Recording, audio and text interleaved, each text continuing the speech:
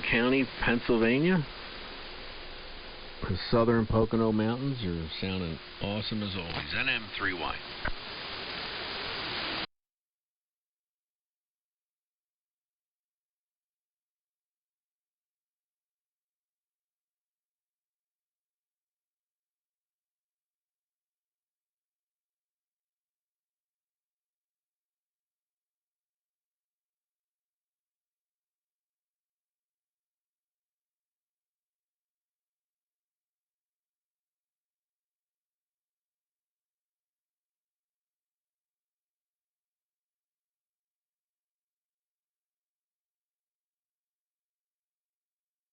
I used to go what the hell am I trying to say? I used to go up to Blue Mountain to go skiing a lot too, and we would, I guess they would stop when they were younger at Jim Thorpe because they do have that dam opening for the whitewater rafting or whatever. And I never got to experience the dam opening, but I did go through the state park that they have there. I guess it's like, you know, you go over the river, and it's kind of up on the mountain there, or the hill.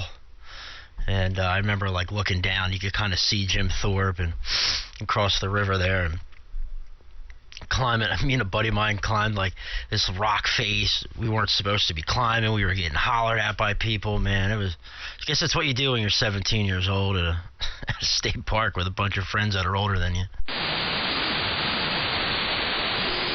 You know, it's funny you bring that up about, you know, rock climbing the side of the face. And being 17, when I was 17, right where the Blue Route goes under Gulf Road. I don't know if you're familiar with that area there. We used to take Gulf Road on the way to the King of Prussia Mall way back then, before the mall exploded into the monster that it is now. But well, the Blue Route was closed, so we used to walk down onto it. We used to park our car and walk down onto it, and a friend of mine and I started to climb up the, you know, where they cut the ground out to put the road in, and it was pretty high, you know. I got up about 3/4 of the way, and you know, of course, the Blue Route is shut down. It hadn't opened yet. It's all full of grass and cracks and 20 years of debris for not being used. All that fresh concrete didn't look so fresh anymore. And I'm like, oh man, I got to get down. What the heck am I doing up here? And I remember climbing down like really, really slow because we ran out of rocks to grab onto to climb up any further. I don't know whose idea it was to do that, but that was a bad idea. It was so easy for us just to fall backwards. There was nothing to hold on to. And I don't know, somebody, I guess my guardian angel was watching out for me that day, and the guy I was with, and all the other guys on the ground that were cheering us on. Man, oh man. 17, huh? NM3Y. W2SDR back. Right. Dude, that's hilarious. Because I'm over here like having deja vu because my friends are on the ground throwing rocks at me. It was me and my buddy Brian Trump. You know Brian. They're down on the ground throwing rocks at us. Like, come on, get up there. You tossing rocks. And it was the same thing. I'm like, how am I going to get down from here? You know, and I couldn't go back down. Oh, there was the only way you could go was up, man. I was too scared to go back down, and luckily I was able to get to kind of I remember leaves being all over the ground and stuff, and was able to find a hill where, you know, there wasn't it wasn't a cliff anymore, and was able to get up and get out. But I'll never forget that, man. Them dudes are down there throwing rocks at us. I'm like 30 or 40 feet. I feel like I'm 1,000 feet up on Mount Everest, and like my friends are shooting at me with a pellet gun. Over to you, Pop. Yeah, we used to get a contact acknowledged. We used to play war and stuff, or King of the Hill, you know, and but we'd use what was called dirt bombs, you know, like not with rocks in there, and try to throw it at the guy at the top until he was bombed so bad he had to leave the top of the hill, you know, and somebody else would get up there. It's amazing somebody's eye didn't get knocked out or something, though, you know. Yeah, go ahead, contact. Yeah, KD2YWK. Are you guys on AM? Yes, we are. Ah, very good. I'm a new AM. About 2 months into my general. I got an ICOM 7300, and I moved it over from Sergeant to AM, and they're crystal clear. Oh, real good. Well, welcome to AM. Welcome to having your general. And decent signal here in southeast Pennsylvania. My name is Perry, Papa Echo Romeo, Romeo Yankee. The call is Whiskey 3 Mike Romeo, W3MMR. Right outside of Philadelphia here in Chester, PA.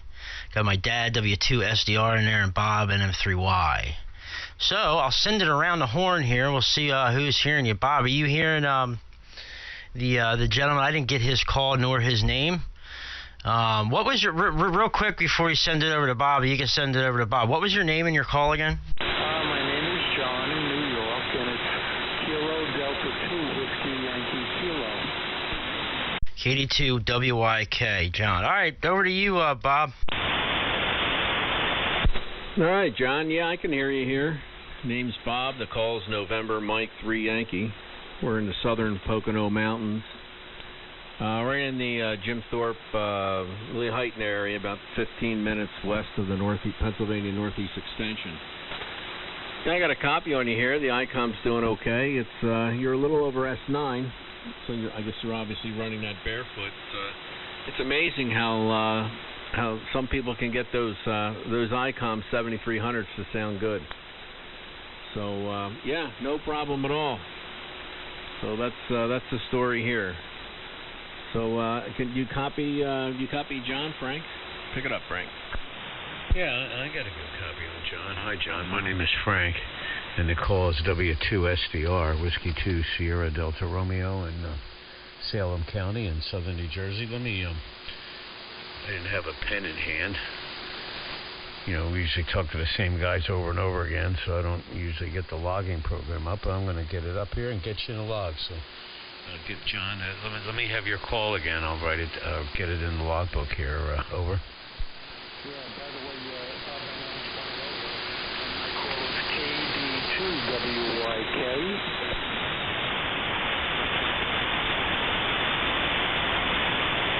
KD2WYK. Okay, John, I got you in there. KD2WYK. So you're in, if they're in Howard Beach, New York. Okay, well, welcome aboard with your 7300. I had one of those for a while. I guess before they got really popular. I just bought one on the whim when ICOM first came out with it, and I wanted to see what all the fuss was about. So good luck with your radio and your ham radio career. W2SD. Yeah, thank you very much. And by the way, I have a wedding down in Hershey, Pennsylvania on Friday. I guess Friday and Sunday. So looking forward to getting down to PA. Okay, yeah, Hershey is about a little over 100 miles west of me. About the same for Perry, who's my son, who's in here. W3MMR being in Pennsylvania, we have quite a history in Hershey. It's a very, very cool place. Right, Perry? Man, yeah, we could have probably like been on a television show, like for Hershey Bears, the hockey team, when I was younger, man. We used to go Saturday nights. We used to drive to Hershey and go see Hershey Bears hockey games. Religiously. Like, as much as we could go, we'd go out there. And we spent a lot of time, obviously, at the chocolate factory. I still know the jingle in my head. You know, I can still sing it. Like, I spent a lot of time in Hershey. Yeah, very good, very good. In fact, my brother-in-law and sister-in-law live, I don't know, maybe 15 or 20 minutes from Hershey. Not exactly sure what town they're in, but I'm really looking forward to going down. I really like the country down there. Yeah, real good. Good stuff, man. Well, welcome to AM and welcome to having your general again there, John. And real great to hear you here, man. And I'm going to start sending it around the horn here. Stand by. Hang out for a little bit. Jump in when you can. We're just doing break-in here, so nothing really formal. No real formal roundtable at the moment. So we kind of just jump in and say what we want to say, whether somebody wants to hear it or not. Anyway, oh man, we got 59 degrees here. It's a chilly day today, but at least the sun came out this afternoon, but I missed all the sun because I was asleep on the couch. Can you hum the Mr. Softy jingle? I know that too. Oh, hello. All right. 50 degrees up here, Perry. WNWR. I'm going back to feeding my face because I don't want to do the yum-yums. Hello, Frank, and the other gentleman there. We'll catch up with you later when we're finished eating. All right, Rob. We'll catch you later. 50 degrees. Okay, Rob. Yep, right now it's 50. KD2YWK's. I'm going to go have my dinner. Nice talking to you. Thank you. Okay, John. Well, 7-3, and welcome to AM, like Perry said, and I also want to congratulate you, too, for getting your general, and come back anytime. NM3Y. See you, John. See you, John. 7-3, man. Goodbye, John. Make a quick comment. You see W2ICQ, Bob passed away? No, I don't know him, unfortunately. That's a shame. Yeah, it was on there for 2 months. I haven't heard him in quite a few years. He's one of those guys that's disappeared in the last 5 or 6 years, but really good guy. 90 or 80 some. My God. On W1OR house there, so you can pick up on that. So, all right, let me go back. Yum, yum, yum, yum, yum. Rob, you are Mr. Double, dude. All right, Rob, I'll catch you later. Real good stuff there. And yeah, Poppy, I know the call. And I like you said, I can't remember last time. I don't think I heard him in the window, but like I said, I don't know. Obviously, I haven't been around that long, but that's a shame. Yeah, Bob was a Frank, fixture. He's one of those guys that disappeared when things started to turn into break-in and all that business up here. And but he's got a great website and QRZ page, I mean, and yeah, I miss talking to Bob. It's been a while. He has not been on the air in quite some time, but we used to get on a lot. And I remember his ICQ suffix because that's how Michelle and I met with that app that used to be popular on the internet, ICQ. So that was always a thing with Bob. Very sad, very sad. Yeah, it's a shame. Yeah, nice. You got some nice gear on there on this QRZ page. I gotta get this frickin' Ranger fixed, man. I gotta get that going. ICQ, man. Yeah, I remember that. Bob, you ever heard of ICQ, that old messaging program from Windows from like the late 90s, mid to late 90s? No, I do not. And I very, very vaguely remember ICQ, but I don't remember his name being Bob, and I don't remember hearing him in there. And I've been listening for a long, long time. NM3Y. Yeah, the last time I worked Bob was in 2015 on 3705, so he used to pop down there.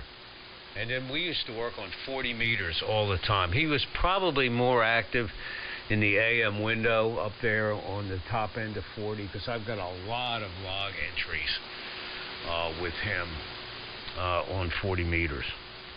So up in that end of the band. So yeah, he's one of those people that disappeared down here that used to be regulars in the window. A lot of them are still with us, but you just never hear them anymore.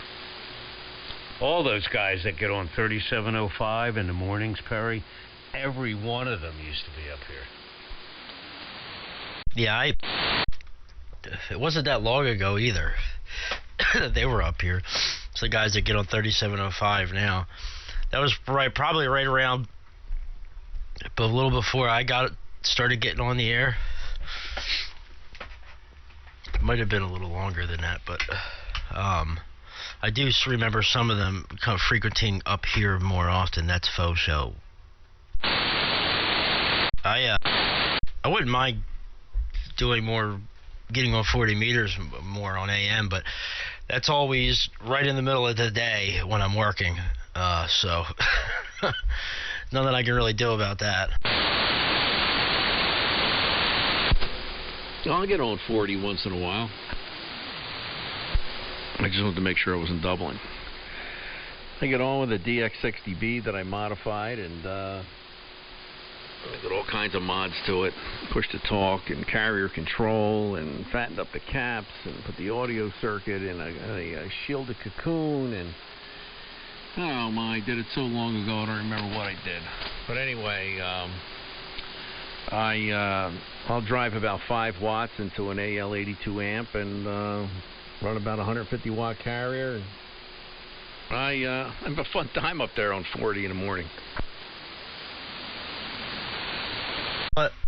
What time do you get on in the morning, Bob?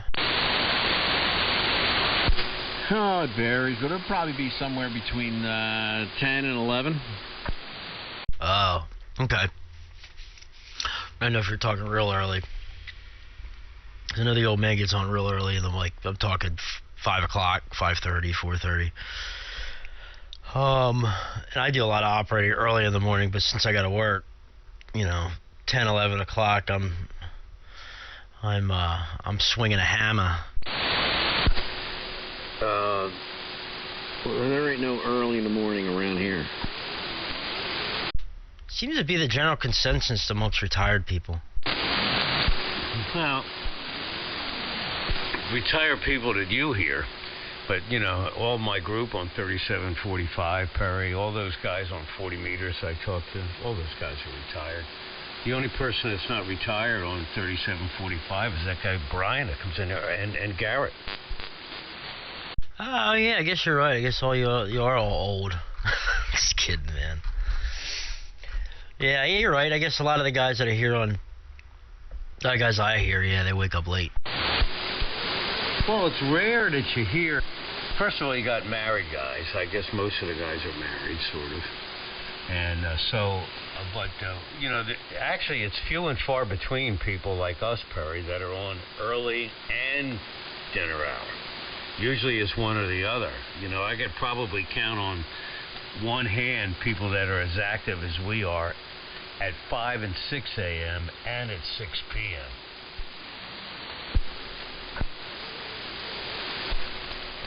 Just to let you guys know, you're both 30 over here on my Kenwood R5000.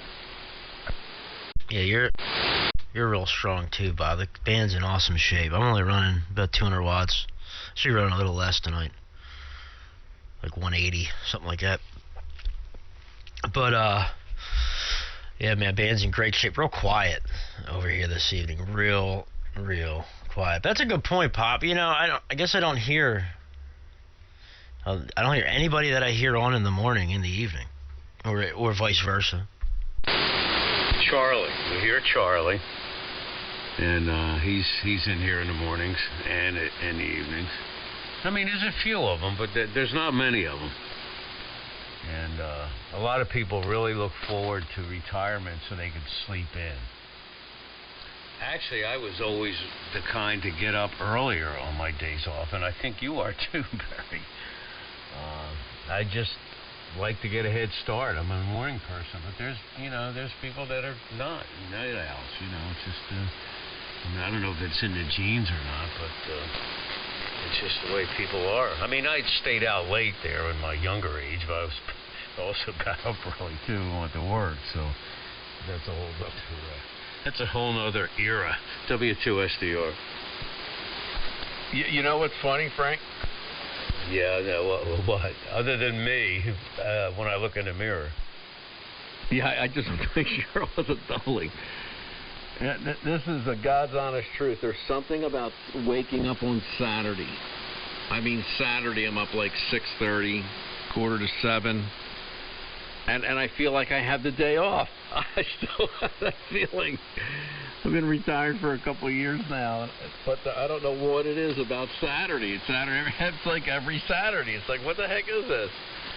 It's still going on today. I usually get up about 7 o'clock, 7:15. But on Saturday, it's like 6:30, quarter to 7. I'm all bright-eyed and bushy-tailed and ready to go. And that's the only day you can feel like that in the morning. And M3 what? Well, old habits die hard. Now if I might be changing shifts. I don't know. I haven't. Things aren't quite panned out yet, but I might be going from first shift to second shift for the first time ever in my life. I don't know quite how I feel about that yet, but that's gonna throw a wrench into things. I don't know. The more and more I think about it, the more weirded out I get about it. How late is the place open till, Barry? Well, it's 24 hours, but second shift's 3 to 11. Oh. Well, wait a minute. 24 hours? Yeah, 24 hours. Yeah, I don't want to say too much, but yeah, 24 hours. Yeah, they're open 24 hours, and it's a fleet. Like they're dealing with a fleet, big fleet. Okay, I'm just confusing it with some other setup. All right, no problem. Yeah, no, it's not like a Meineke or something like that, like a 24-hour like automotive, place on the corner or something like that, But it's a wrenching for a pretty damn big company here in Southeast PA. Ah, yep, gotcha. Okay, that's cool. Well, let's see. Second shift. That's what's that going to start you at 4? 3 o'clock. These guys said 3 to 11. So the only time I was ever on a schedule like that was when I was in school and then in the Navy, and that was like for 6 months. I was on that schedule. It wasn't bad, but it was so long ago. W2SDR back there. I just wanted to make a comment about 40 meters. I used to get on there AM almost every day after I got home from my school bus runs. There used to be WN3B out there in western Pennsylvania. There's about 2 or 3 of us, and ICQ was one of them. We'd get in there about 9 o'clock, 9:30 for about an hour or so, and the conditions were good between us. But then all of a sudden, I don't know, something happened. WN3B was running the gates, so a big broadcast transmitter. And but the band conditions started to change. And so, we'd get on and like nobody could hear each other. We didn't even know if the other guy was on and stuff, and it just kind of faded out. But it was fun there for at least 6 or 8 months. Cool. Hold on, I got something in my throat. Yeah, I noticed that. I noticed these nets out in the distance, too, like on 85 and 90. Sometimes they're on 95. I like to try to call CQ on 95 in case somebody else wants to use the window. They could slide down to 85. But once in a while I hear, some guys in there talking or something. I don't really like to get on the weekends. I figured I'd give all the guys at work, a chance to get in there and do their thing. So it's usually just a Monday through Friday thing. It's just a couple times a week. Well, there's that guy ZX something, a 9 station that runs a big broadcast transmitter out there, and he, God knows how many thousands of watts he's running, because he has a net that those guys get on there around noon. And he's the only one you could hear half the time because he's running so much power. I think you know who I'm talking about, Perry. Maybe not. I'll think of his call in a minute. But look, do a QRZ lookup of WN3B. Whiskey, November, 3, Bravo. And look at that stuff he's got there. There's broadcast transmitters that he uses on the rest of his station. Pretty cool. You're talking about Jerry? W5, I forget his call, but yeah, Jerry out in the Midwest has a barn full of every broadcast transmitter like you can imagine. Yeah, he's an 8. Yeah, Jerry, that's the guy I'm thinking. ZUL. Yeah. That's yeah, I worked him in the AM rally last year. Was it last year or the year before? I can't. It was the year before, the year I came in first. In like the 100-watt old transmitter class. I worked. It was him and Robert, W0VMC, and one other gentleman in that QSO. The short QSO, and I think that was probably my longest AM QSO on 40 meters. I worked. It was that QSO, and I think I had one other 40 meter AM QSO was with Gary, WD4NKA, down in Florida at like 5 o'clock in the morning. We were here on 80. We were like, yo, let's go try 40 meters. And so we just went up there, and conditions were fantastic. And I happened to record the QSO too, so that was pretty cool. And good evening to Clark, W3MMR. Yeah, just KD2YWK's. Yeah, Jerry is, he used to be in with us every morning, Perry. He's one of the, and Bob and Clark, he's one of the guys I'm talking about that just disappeared from this section of the band. We used to get on every morning. Jerry used to be in there, and in the evenings, get in here on 75, but he just, you know, because, like we were saying, a lot of the round table guys, you know, especially Jerry, people like that with these big broadcast transmitters. I mean, you'd be flipping them from transmit to receive constantly. But, yeah, Jerry was one of them. W2SDO. Good evening to Chris. Good evening to Clark and Chris at M3Y.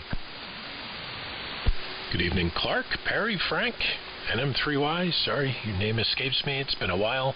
Cobwebs between the ears. Figured I'd pop in real quick before dinner hit the table. Just good to hear everybody, and the band is in remarkable condition. Yeah, it's that good top of the evening thing. Beautiful signal. Yeah, you sound great down here, Chris, man. Great to hear you. Sound great as always. And definitely good to hear you on. I've heard you more on sideband than I've heard you on AM, but that's awesome, dude. Great to hear you back on AM. Yeah, I'm usually off spending family time with my wife or eating dinner this time of the night. That's why I'm not here very often. Got to satisfy the old lady, man. The old lady. That's not a very endearing term. Maybe that's why I'm single. He means taking care of the honey-do list. That's right. What's happening, Clark? I haven't heard you in a while. Oh, it's all good. You guys messed me all up here. I'm dealing with like 3-to-1 SWR. My goodness. Now that's terrible. All these high Q antennas. What are you going to do? Perry, before I forget, did you see Ernie's post on Bushmills about that the Panadeptor shot from Ramdor? Negative. I'll look at it now. Well, he's got this thing, and it's really cool. It looks like an automatic AVC adjustment of the green line. So as you get a lot of static crashes and stuff, it's up in the upper range, it starts bringing the line up, you know, and then it'll start lowering it down again at other times, all automatically. He's been doing some crazy crap with Thetis, man. I know he's been working on it like a madman again, but how about that? I'll check out that video here in a bit. Alrighty. I just upgraded from 2811 to his 21K7 build today. I reset everything, started from 0. This is actually the first time I've keyed it up on AM, but he sure did fix a whole lot of little stuff. Oh, that's cool. Well, it sounds fine. Yep, it's a full-time job keeping up with the old Ramdor. Yeah, for those that don't know what we're talking about the Thetis, or the software for the Anon SDR. I downloaded a version, Chris, probably 10 versions ago, but right shortly after he first started working on it again, and after he put in the multicolor pan adapter and all that, and I was like, oh, this is cool, I want to try it, but I went back to the to Doug's release 2.8.11 just until things get worked out with 100% with this, but the more and more that I'm seeing, the more I want to do. I was just talking about it like not even a week ago. I want to put it back on the machine here because I can run both versions on here. I did it before, and I don't think it was an issue. I don't think I don't think it was hard to do. I think it was just as simple as have one and have the other. One note is the modified Channel Master DLL that the other guy puts out for virtual audio path. And mic gain and the mute and everything on virtual audio doesn't play with Richie's thing. I have to ping the other guy and see if he can recompile it with the new setup, because Richie tried the core Channel Master DLL. Nah, unfortunately. Richie doesn't like the DLL. That's why I don't want to say that, but that's why I'm running 2.8.11 is specifically for that. Because I'm running a USB mic pre and I'm using VAC for something else, for recording audio for like my OBS and stuff like that. So that's why I'm using the Channel Master, and I like having audio on the second receiver. I like all that. There's a lot of other perks to it. Yeah, I really liked it when I finally tracked the guy down, and I have a Motu M2, so he built one that works with the Motu, and then I was troubleshooting one of the Scarlett Focusrite versions for him, and then I forget if he did the M Audio Fast Track for me or not, but he hooked them all up for me real quick, and I use the VAC for digital modes, and that's why I like it separated, same reason that you like it split. KC2RGW. Yeah, that's cool, man. Yes, I guess, we know the same guy. I'm not going to throw his call out there, but, no, my dad's known him a very long time. Very, very, very, very, very long time. Cool stuff, man. Well, I think Rob, N1ALF, just bought a Sun SDR, the new Sun SDR or whatnot. Said it's going to be here next week or something, or he said he was going to order it next week. I don't know, something. I know he's getting it, though. Holy cow. Yeah, that's, Art has one of that. Art has one of everything. But, that there's some issues with that. And, I'm not sure why anybody really would use the deal. In other words, I'm not sure if I would probably not use the USB mic pre if I didn't have two operating positions. I mean, if I was always in the shack right in front of the radio, I would still leave my mic just hooked up to the radio. It's right there. So I don't think I would use, the USB mic pre if I only had set up in the shack. W2SDR. Yeah, I use this mic between two SDRs, both on the VAC path, and then I use it for video conferencing all day as well. So I'm kind of tied into the USB mic pre. I can see that, definitely. I like my, ever since I started running them, I liked them. My dad gave me a PreSonus, an old PreSonus audio box, I think, the 22 or whatever it is. It's over on the shelf. That worked good for a while, and then he bought me this UMC 202 HD from Behringer for Christmas, or my birthday, something. Anyway, I didn't buy it, he did.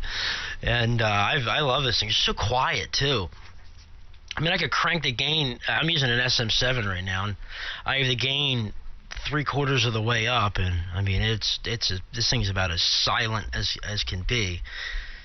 And super clean, and I can tell the audio codec that they have in this compared to the one that's in my computer. When I listen to music, it's like listening to music with somebody with like a pair of hi-fi ears, like it opens up everything, like choosing the speaker output going through the through the Behringer as opposed to, you know, the real tech speakers on the computer. I agree with all that 100%. And you couldn't use an SM7 into the front of the radio because the codec doesn't have enough gain. So that's a really good point. Yeah, the codec within the rig, the codec gets really noisy when you got to really crank the gain up.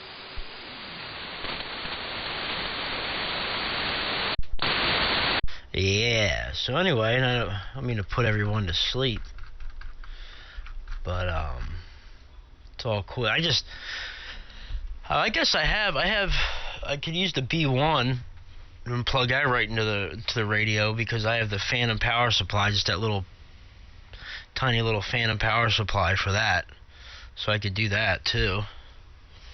And I think I was doing that before. I remember when I first started using the Anon, I was using my rack with it. And then I fell in love with Thetis or the stuff that's built in, the CFC stuff, CFC audio tools, and that's built into the software, and fell in love.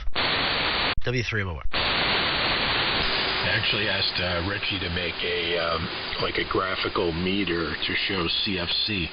And I can't use it because I use VAC, but evidently he built a graphical meter to show the effect of the CFC tool now. You know what would be cool? Well, we were talking about, my dad and I were talking about this. Number one, back when Richie was talking about having all the meters, like you could have every meter, and you know, on the screen, like you can watch, you know, your ALC comp, you can watch the mic meter, you can watch your power output all at the same time, which I thought would be cool.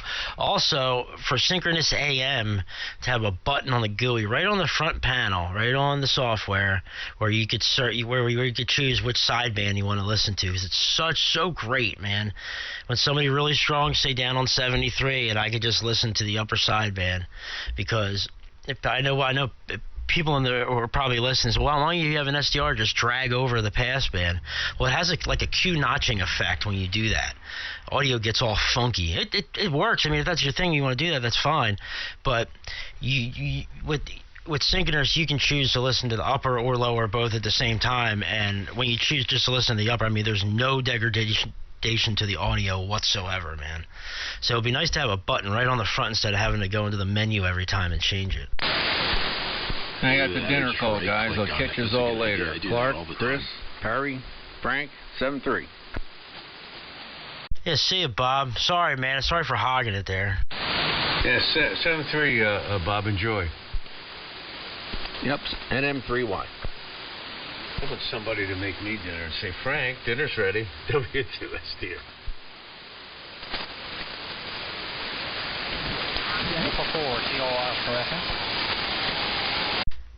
Hello, Philip.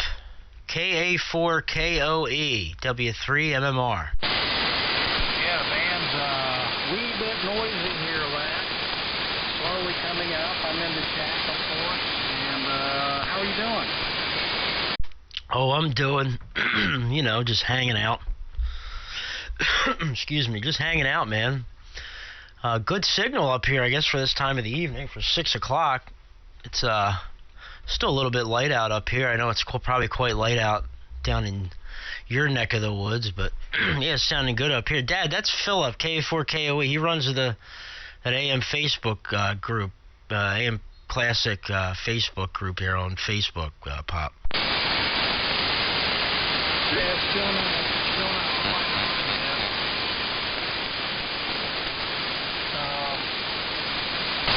just about 220 watts right now. Yeah, Roger. Well, the 220 watts is doing its thing, man. It's definitely working up here. I'm running about 200 watts out of the AL80B this evening. So, that's the story on that, just on the SDR. The Anon, I'm sure you probably heard all that Anon talk. So, yeah, good evening, Philip. Great to hear you, man. Hold on.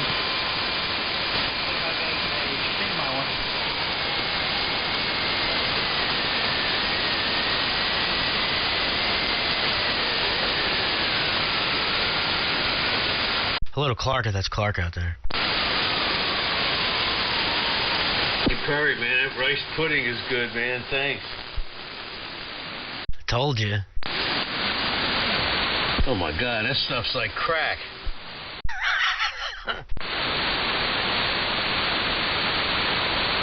You hear what I said about Philip in there? No, I was in the other room. He's KD2YWK's. He runs a group on Facebook, that AM group. Oh, okay. He was in there a minute ago. He's tuning something up. Yeah, I heard him, but I wasn't listening to what he was saying. What did you say is like crack? Rice pudding. I would say, sorry, I don't mean to eat on the air, Blue Diamond Smokehouse Almonds.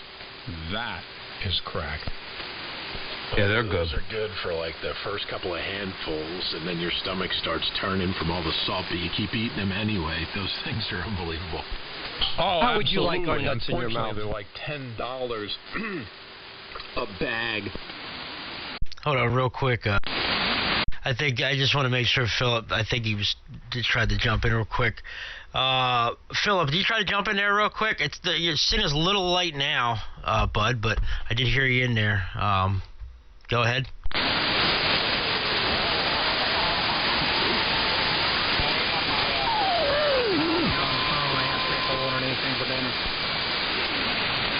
Hey, okay. Man, that was a rough one there, and I got the guys down on 73 too, man. All right, Philip, we'll catch you in a bit, man. Maybe when the band improves. A little bit later on, I'll be around for a while, so great to hear you, and thanks for stopping by. Yeah, you know what are also like crack? Not known from experience, the pistachios. But for the first time the other day, I had de-shelled pistachios. So I didn't have to go there and crack every single shell open the other day. Those things are deadly. Yeah, they're about $16 a pound like that, but they're great. That's yeah, those smokehouse. I just can't stop eating them when you get those things. But nuts are very expensive. Of course, they're very fattening too. They're loaded with fat, but they're nothing like a good salty snack. W2SD. Remember the red pistachios? Well, I noticed that they stopped serving those. Like on my favorite airline, every time I went to Europe, they'd give you a little, zip pouch of almonds, smoked almonds. They were amazing. Of course, there were only like 5 in there. It's like, well, let's nurse these, huh? And then they cut back. 2 years ago, I asked, I said, are you guys still doing the almonds? Oh, no, cut back. It's like, next time I go, I'm going to be bringing one of those 1-pound bags of smokehouse almonds. Maybe I'll grab the PA mic, for the cabin and say, attention passengers on flight KL642. I have a 1-pound bag here of the almonds. You will not be served. I'm taking bids now. Up back there, 32C. 32C bids how much? Have a excess pistachio story. So I picked up a bag of like 5 pounds of pistachios at Costco going back a bunch of years. And in the middle of the night, I'm watching TV, shovel them in my mouth in the shell. So I'd fill the whole side of my mouth with pistachios and crack them and spit the shells out. So I'd finish the whole... On the front of the flex. Sloth myself through like 3 pounds of pistachios. Get up the next morning, go to brush my teeth, and I use baking soda and peroxide toothpaste just to, add a little color to this. I put the toothbrush in my mouth and almost blacked out from pain. It was like I stuck a soldering iron in the gum line in my mouth. I'm standing there like, what is going on? I'm like looking at my mouth like, is this drain cleaner? What happened? And what happened is I cut the entire inside of my mouth open on the pistachio shells, but the salt numbed it all down. So here I am waking up in the morning and throwing peroxide right on the open wound. KC2RGW. So look like a chipmunk with all those nuts in your mouth. Either that or never mind. That's crazy, man. Yeah, it's like it's like Captain Crunch, man. That's cereal. You have like more than one bowl of Captain Crunch, your mouth turns into it's like somebody went in there with a file.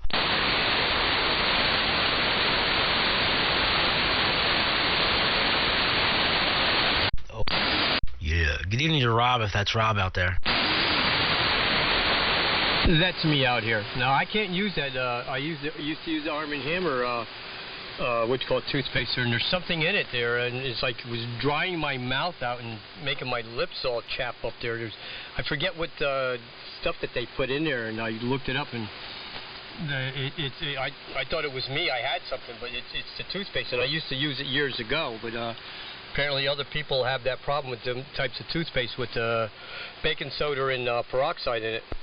Yeah, they put the same stuff that they coat 140 grit sandpaper in there. Yeah, it's brutal. That's like brushing your teeth with soft scrub. I used it years ago. It works good, and like I said, it has it disinfects and stuff like that because of the peroxide in it. Never had a problem. I started it, and I thought it was during COVID. There, I go, geez, what the heck do I got? Is this part of COVID or something? And I discontinued using it. Well, I researched it and discontinued to use toothpaste, and I haven't had that problem since. And this is in the middle of summer. I can understand in the wintertime when it's dry inside in wintertime, but no, my lips were like, chapping like wintertime. Dude. A soft scrub will get rid of that COVID for you. My, man, used to buy Arm & Hammer with baking soda toothpaste as a kid, and I will never ever in my life buy that again. I couldn't stand that stuff, Pop. That baking soda toothpaste has a certain taste to it that I just cannot get over. Hey, Chris, I use gin daily to keep COVID at bay. It worked well for you. I should try that. You pick up a nice bottle of Hendrix and see how it goes. Oh, what the hell is going to get through that? I mean,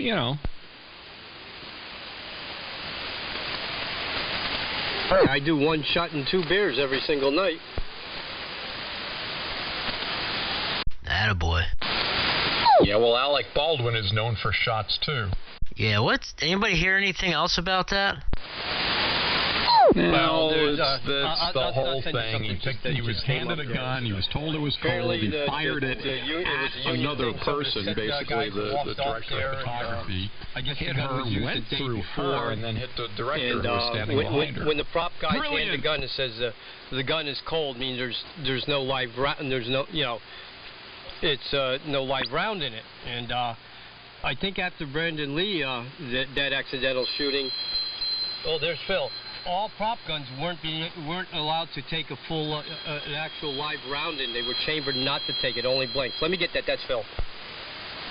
The thing that I don't understand about this is no matter what the gun, and no matter what anything, if you have a gun in your hand, and even if someone hands it to you and says, "Oh yeah, this is fine, you can point it at someone," if you point it at someone and you pull the trigger, you're 100% responsible. Wouldn't you yeah, okay, I don't totally believe you because you don't get in trouble. I do. If you're wrong, I'm in jail. Wouldn't you pop it open and make sure that it really is what they claim it is? Well, a Hollywood actor is not going to know what they're even looking at. Guaranteed, him in particular. There's literally an armorer on location, and that's who is negligent. It's like unforgivable negligence. There's no possible way anyone who's competent with firearms could possibly allow that to happen without negligence being part of it. It's like it's blowing my mind that it happened, and the armorer is going to be the one that's completely negligent. The dinner bell just rang, so I have to run, but there's no mistaking whether there's a bullet on the end of a round or whether it's a blank. If you know anything about firearms, there's no mistaking if there's a round in a gun of any kind, if you know anything about what you're doing. So the armorer is going to have a bad time. They handed Baldwin the gun for a scene, evidently. And as much as I hate the guy, I don't think there's any blame on his behalf, because he was handed something he knows nothing about by someone who's supposed to be responsible for it, and it's just crazy that it even happened. But okay. That guy had some nuts. Yeah. Well, Chris 7-3. I guess my issue is anybody who has a real gun in their hands should be required to go through training. I mean, even if they're an actor. And if they're an actor and says, you know what, I don't believe in guns. Patrick McGowan, by the way, was originally chosen to be the first James Bond, British actor. He said he didn't want to hold a gun. He refused, and they ended up getting Sean Connery instead. Interesting trivia. I don't get it. And by the way, this story really surprised me. I didn't know they had real guns and real bullets, or there was even any application for those two on a Hollywood set. It's 2021, for Christ's sake. We live in the age of CGI. If you can have aliens invade the Earth and make it look realistic, why can't you make a gun going off look realistic with CGI? Who the hell would have a real gun and bullets on a set? I can't get my head around this. And one BCG. Now, I don't get that. Why how there could even be a live round on set unless somebody put it in there on purpose. Maybe I get your point, Chris, about the armor on he's the last line of defense, because they're handing an actor a gun who's had guns before. He's pointed at people probably 1,000 times, and even messing around. He ain't got nothing in it. Boom, boom, boom. I have a prop gun. But he. Excuse me, I got gas in my throat there. But wouldn't it be also on whoever sent the firearm and to the set, because they usually rent that stuff, right? They don't have their own armory on site. I would imagine that at say Universal Studios, maybe they do, but I thought that maybe they would rent them, and whoever sent the stuff to there, maybe it should be on them. I don't know. Well, Chris had the dinner call. It sounded like he had to jump. Perry, I think we're on the same plane here. But what I don't get is, first of all, how do you rent a gun? Rent a gun? It's not like U-Haul. You go get a trailer or something like that. I mean, there's serial numbers, there's background checks. Anybody who has a gun in their hand has to, have a permit. How in the world could you say, oh, well, I'm a licensed gun owner, I'm going to rent a whole bunch of firearms, and I'm going to distribute? I can't even say it. And then distribute handled firearms before. Right there is where the fence goes up. It's like, why are you handing real guns to people who have no idea what they're doing with guns? None of this stuff makes sense. Right. I agree. I don't get how it could even have gotten to that point. Is what I don't understand. Because it's a breakdown of multiple different stages, and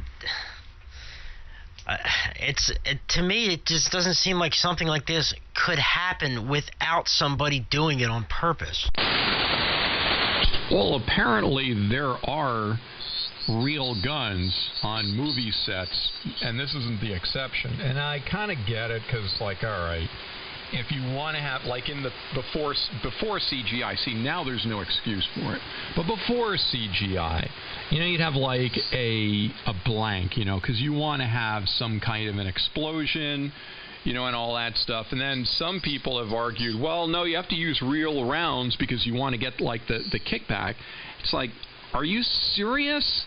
Are you really serious? It's that worth it that you're going to put a real bullet in a gun just so you can get, so you can get the recoil? Are you serious? It's like, right there's a huge issue. If you were just like a regular person, no gun permit, never held a gun before, you go to a gun range and you go to them and say, hey, I've never handled firearms before, I have no idea what I'm doing, but I want to shoot a gun. They're not just going to hand you a gun and say, well, there's a target, have at it. Oh, no. There's going to be tons of gun safety. So that brings us right back to, why did this happen? Comment. Go. Oh, you're going to have to speak up, because I WNWR. hear Bob down to 12 kilohertz just as well as I hear all of you guys. A lot of people do like him. So either this could have been turned around, he peed off somebody there, and they turned around and did this, and let this live round or whatever go in. Do you know, what's his name? What was it? The actor that was playing around, I can't remember. Did he play in Brokeback Mountain? He had a prop gun, which had a blank in it, stuck it against his head, and just that, the percussion from that, caused him to die. So, you know, Baldwin could have turned around, ticked somebody off. Somebody turned around, could have swapped out a gun there, and put it in his hands, and let what did you say? Nature plays its way. I'm looking now. Apparently, I guess he was told that it was safe. According to the New York Times, Alec Baldwin was told the gun in the fatal shooting on set was safe. Whatever that means. But, like, I guess I would consider safe, like, condition, you know, like there's nothing in the firearm. Here you go, cold gun. So, I would say an assistant right here, director, grabbed one of 3 prop guns that the film's armorer had set up outside in a gray cart, handed it to Mr. Baldwin. According to an affidavit, Joel Cano, the Santa Fe County Sheriff's Office, yelled, "Cold gun," which is supposed to indicate that the gun did not have any live rounds in it. When Baldwin fired the gun, it killed the cinematographer and wounded its director. And, of course, they don't know how any live rounds were in the prop gun. All right, so here's an example, Perry. You and I go out for a hard night of drinking. At this point, you know, after a few hours of knocking back some serious shots, you're thinking, I shouldn't drive home. And I say, Perry, I'm drunk too. Perry, you're fine. Go for it. You get in your car. You're on your way home. You end up hitting a pedestrian, killing that person. Who's at fault here?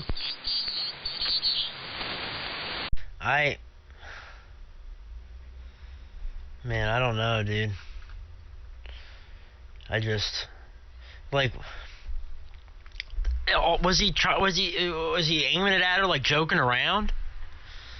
Like, hey, come here, I'm gonna shoot you, like Cowboys and Indians? Or was he, they're not real clear on that. Or was he, you know, aiming at a camera, filming a scene, and then she, you know, it hit her?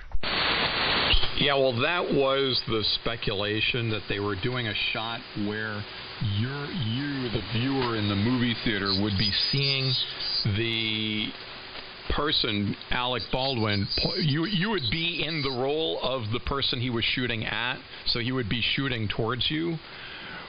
But still, if you have real guns anywhere, movie set, playground, beach, birthday party, it doesn't matter. Anybody who's going to have a real gun in their hand has to know what the hell they're doing, and this guy obviously didn't.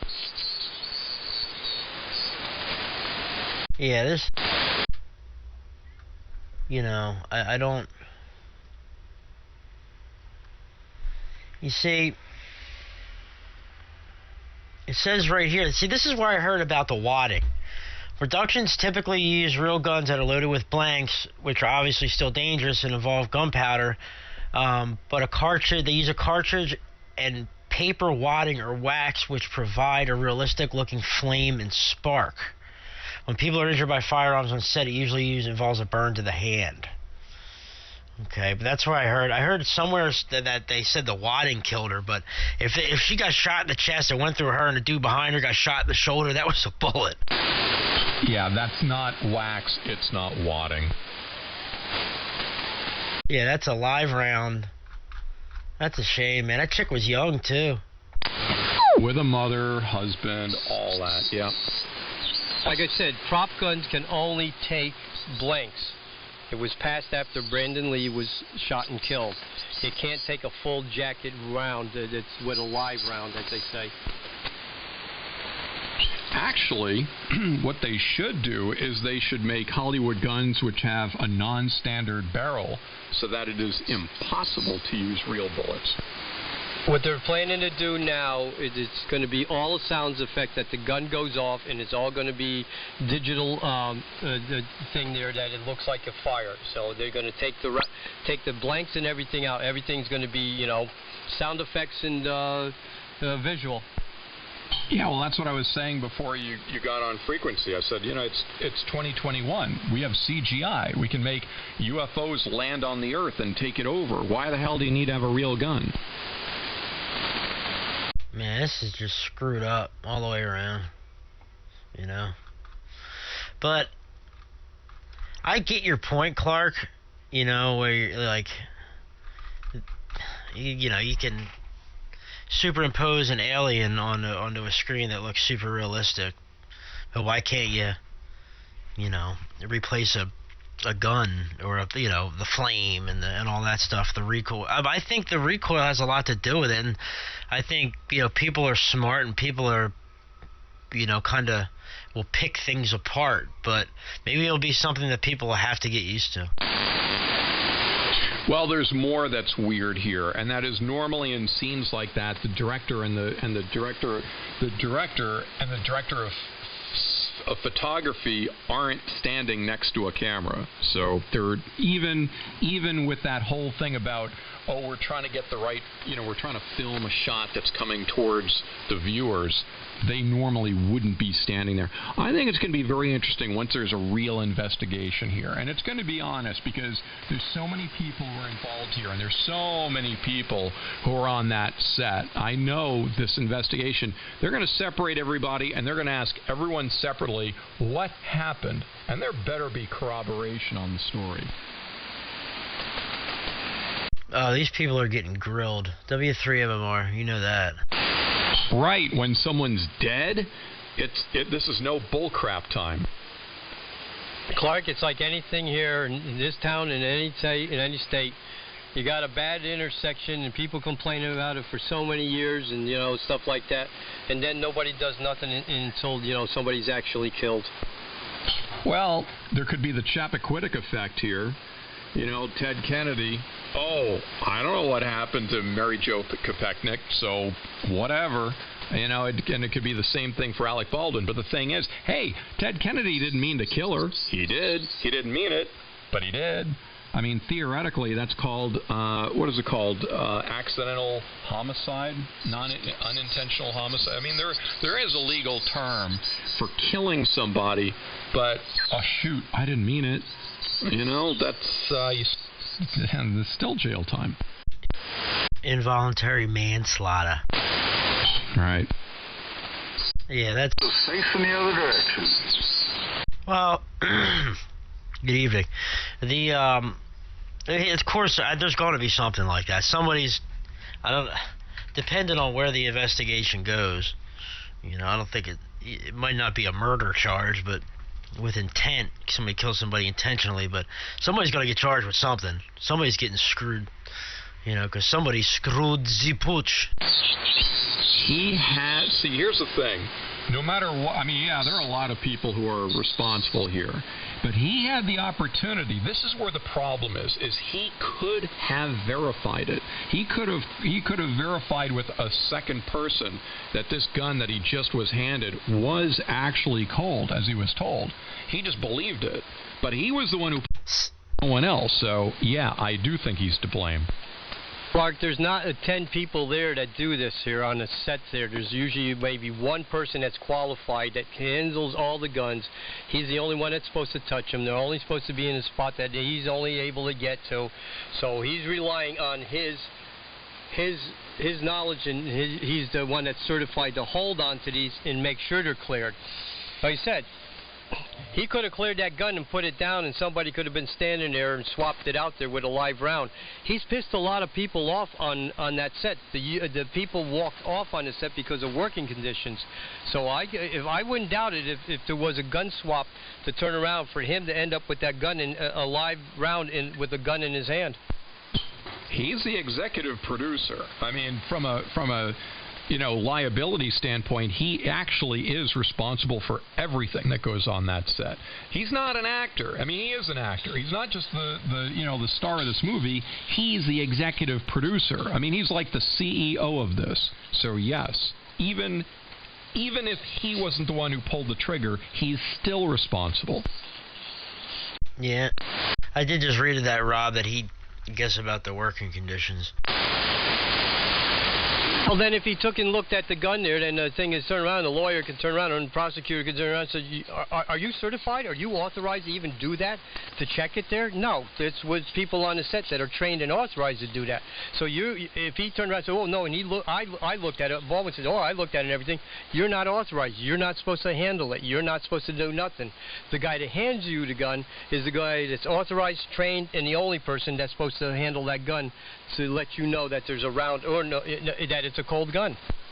Right. Again, he's the executive producer. He authorized real guns to be on the set. He authorized real bullets to be on the set. He was aware that those bullets could be in those guns. He knew all of this, and yet he was handed a firearm and just assumed that everything would be fine with no training. Don't you think that if he's got that level of responsibility, he should have said, you know what, if I'm going to have a real gun in my hand, regardless of what I say is safe or not, especially if I'm going to effing point it at other human beings, I want to know what I'm doing. And he should have had somebody else be there to tell him, hey, check this or verify this. And he didn't do that. That's a good point. Excuse me, that, he might have authorized having these real guns, instead of the prop guns, I tell you, a prop gun, you can't tell the difference between a prop gun and a real gun. Side by side, and you've handled guns, Barry. I could drop a prop gun in front of you and a real gun, and you couldn't tell which one it is. Yeah, you're right, You're right. I don't know, any way you look at it, it's just a bad deal all the way around, man.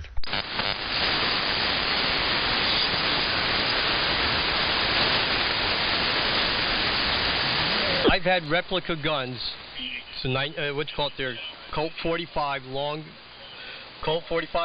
Western 6-shooters there that I used to do around and do for costumes and parties there. I didn't bring my real one, and you couldn't tell side by side. And somebody said, hey, you're bringing that to a Halloween party? It's not a real one. It's a Turan.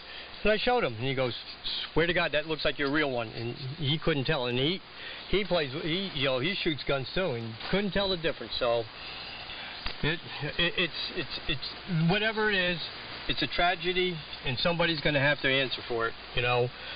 Whether the guy that's authorized to clear the guns, to say it's a cold gun, or somebody slipped something in there, as far as he was concerned, it was cleared.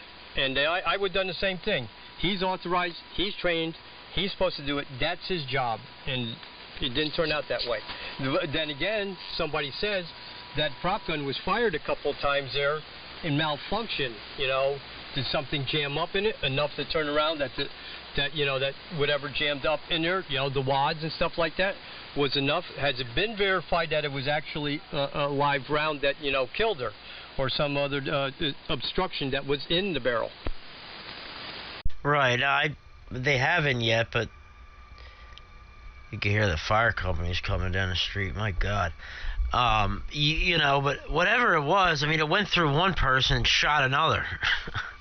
Whatever it was had to be pretty hard and coming out pretty quick. Well, if you take a blank round and you put it in there, and it still sparks and stuff and smoke comes out of the barrel. If somebody could slip something into that, still just stick it into the barrel, an object into that barrel, that blank round has got enough powder in there to launch that projectile.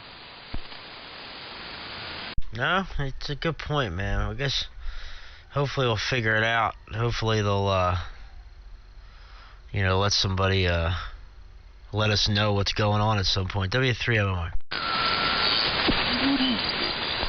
Hello, Shane.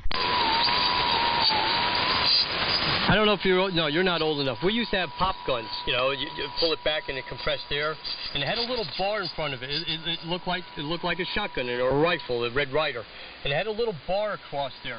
So we used to take that little bar out of the front of the barrel and stuff it into the dirt there, and that was a pop gun, an air compressed pop gun, and we used to stuff it into the dirt, and the stuff that flew out of that, if somebody had a rock or something, that rock could have turned around and killed somebody. So it's, you know, something's jammed in that barrel that nobody knows, and or got it through past that, you know, that blank there. So, like I said, a lot of answers. Yeah, man, we'll see. I guess it'll come out one of these days.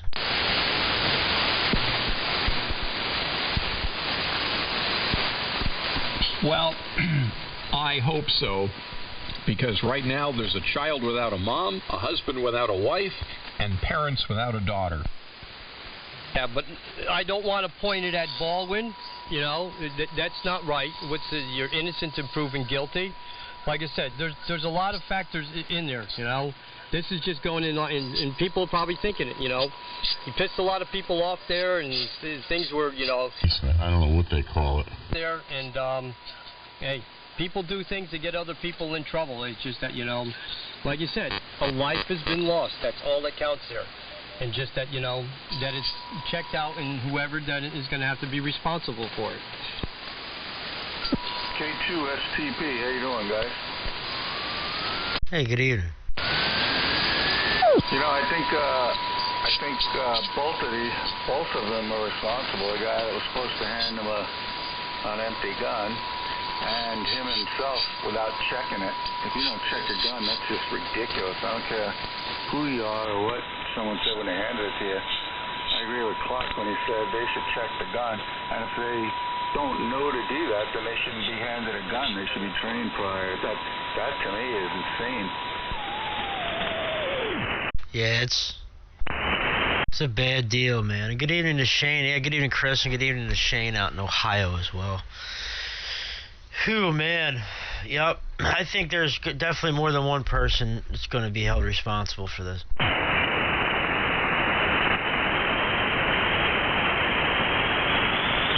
That, I believe, is the most likely outcome. Yes, there's going to be multiple people.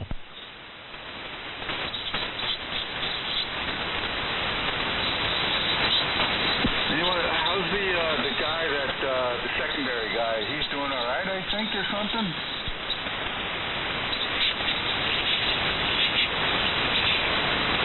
Yeah, he's alive. I know that. And the director, yeah, he was released from the hospital later that day. Oh, okay. So sounds like he had superficial wounds, probably, huh? Yeah. Crazy. What's even crazier is this ain't the first time it's happened. It's happened like 4 times. If you look online over the last 50 years, it's happened like 4 times. People died on set. Last one was Brandon Lee in 1994. Well, all right, so this brings up another topic. When you have dangerous scenes, you have stunt doubles. You know, like if there's a car chase, okay, some actors do their own car chases, like Steve McQueen, but most actors don't. There's a stunt double that does the dangerous stuff, right? So wouldn't you consider operating a firearm to be something that would require a stunt double, and that stunt double would have to be trained in firearm use? I would think the actor himself or herself should be trained before touching one, period. I always thought they did. This whole thing is shocking to me. I thought, well, they touched the firearm, I don't care if it's real or not, they should be trained on how to, I know they train them on how to hold it so it looks realistic, so why not show them how to rack a slide and check that it's empty and point it down at the ground, pull the trigger, even if they see it's empty, try it once. It's just crazy. After well, Brandon Lee shot and killed, all prop guns on there, I don't know if it became a law there, but all prop guns after that were not able to take a live round. They were chambered only to take a blank, not a live round. If you try to put a live round in there, the bullet would not go into it. The cartridge in the would not load into the gun. Yeah, but I don't think they all use those. I've heard that as well, but my understanding, they sometimes actually just use real guns without ammo or with blank rounds. They don't always use what's termed a prop gun, and apparently there's no law or anything that says they have to. Yeah, all right, now here's where the question comes up. If they're using a real gun, how does that work with gun permits and licensing and the serial numbers and who's responsible? Well, someone is licensed to somebody, and there's all that can be the state really don't need a license, nobody cares. But if you're on your own property, let's say a movie set or something, whoever owns the property can have a gun license to them, and anyone can walk in your house and you can show them your gun, or they can hold it, whatever. So, maybe that's what they're going under. I don't know. I can't answer that question. Blank guns do not need a permit. No. I'm talking about real guns. When real guns are involved, there have to be, real permits, and there has to be real accountability. This is what I don't understand about this, is there were real guns on the set, so somebody had to be responsible for those guns. I mean, they had to be owned by someone. They're saying, well, the prop master rented, or how does that work? Oh, we're doing a movie, so we need a bunch of period guns. Yeah, sure, we'll just send you a whole box with bullets. See, right there, that doesn't make any sense. That's my thing. W3, I'm more like, what about the permits for this stuff? What state did this happen in? New Mexico. Yeah, I don't know what the gun laws are in New Mexico. Well, I just Googled it. New Mexico gun laws. No license required for anything. Probably why they shoot a lot of the movies in Albuquerque and San Pedro. There's no handgun licenses. Anyone can have them. There you go. Oh, it's like South Carolina, dude. It's the Wild West, no pun intended. Like, you could buy a firearm at a flea market. Like, a guy can just buy it to you, no paperwork, no nothing. They sell them at a flea market. It's crazy. Buy guns in a parking lot down there. It's like, it's insane.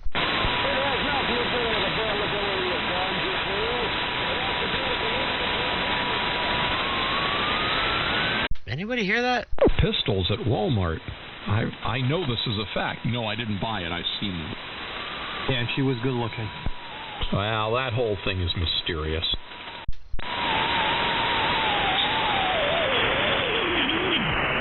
Pink guns.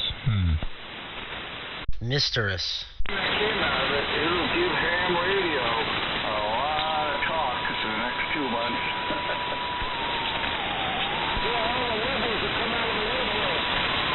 Are we drifting off talking about amplifiers and antennas? That's not good.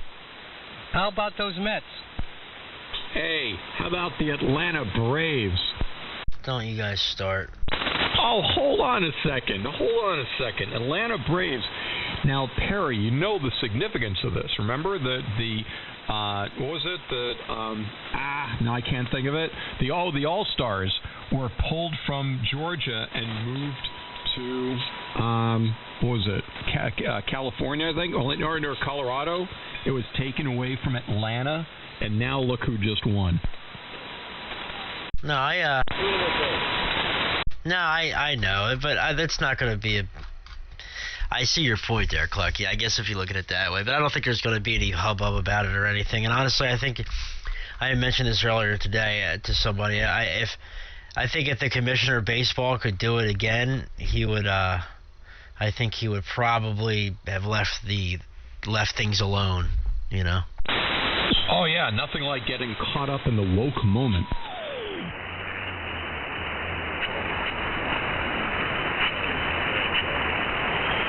There's somebody in there with a lot of bass in their audio. Did you hear that, Clark? 3873 you're hearing. No. Somebody on like 3884 or 3883. But yes, I'm hearing 73 quite strongly. And then you got the guys on sideband right above us on 3891. So I'm listening pretty narrow at the moment. See, this is why I actually don't like 3885. I used to for a while, and then I really soured on it because I can't believe we haven't been driven off the frequency by the monotooth net. I'm sorry, I wasn't supposed to call them that. I can't believe we haven't been driven off the frequency by the southern net, which for some reason never hears us but always shows up. Yeah, I know. I get it. I agree with you about the 73 thing. Well, Steve and Bob were down there testing earlier, so I'm in like 75, so I couldn't get on 73, so I got on here.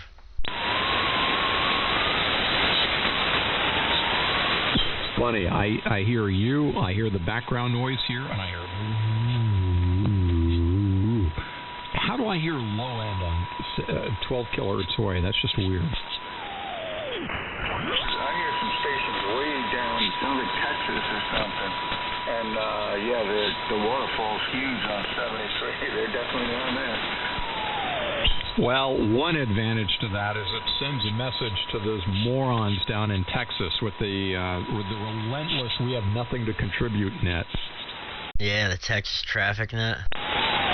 I don't know, making people get on night after night, wait for 90 minutes for their turn to admit to everybody else on the net that they have nothing to contribute. There's psychological damage going on right there. Those people should be brought up on charges of being inhumane. Seriously, they take check-ins and everyone has to sit there and wait for everybody else to admit that they've got nothing to contribute. And then they turn it to you, Clayton, how's it going tonight, Clayton? Well, thanks, Zeke. I got nothing, no traffic, no messages whatsoever. Well, Clayton, congratulations. That's 365 nights in a row. You've had absolutely nothing to contribute to the net. We're going to send you a Texas Traffic Net Gold Star for having absolutely nothing to contribute for a full year every single night in a row. You can hang that up above your mantelpiece with pride. Congratulations from all of us at the Texas No Traffic Net. That's why they all still sit in high chairs. Brutal. Well, tough crowd. Oh, no. Hey, Traffic Net. I know they're not listening. Here's a tip. Get on, start the net, and say, does anyone have traffic? Listening once, listening twice, listening 3 times, no traffic? All right, catch you again next tomorrow night, 7:30. We'll check again then. That's how you run a traffic net. Why don't you jump in and join them? Oh, please, they don't hear me. You know what's worse than that is, to me anyway, I'm sure there's people out there that love it, but oh God, what are you doing?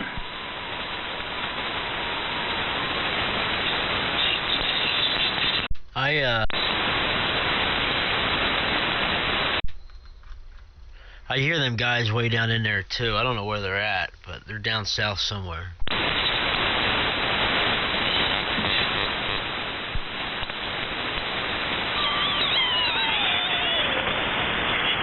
There goes the monkey puppet. Anyway, I'm gonna get out of here, guys. Trying to get some motivation to work on the Ranger. I want to work on the Ranger. I gotta get that back on the air. So we're gonna mess with that, and I got a new HP 8640 signal generator today. Well, it's not new. My dad gave it to me because he got a new signal generator, so I got to get that on the bench and get some things cleaned up and out of the way. And that thing weighs about 1,000 pounds, so we'll catch up with you guys later. It's been fun, but I gotta run. W3MMR will be listening out. Have a good night, man. I'm gonna take off too. K2STP. Later, Chris. Clark, Rob.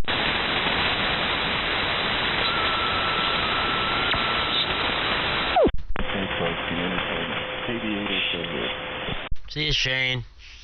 Good to hear you, man. Good signal, too, buddy. Coming from OH and a dime. 73 W3MMR. Go check into the traffic net. I'll send you some traffic. That way they have something to do. Attaboy.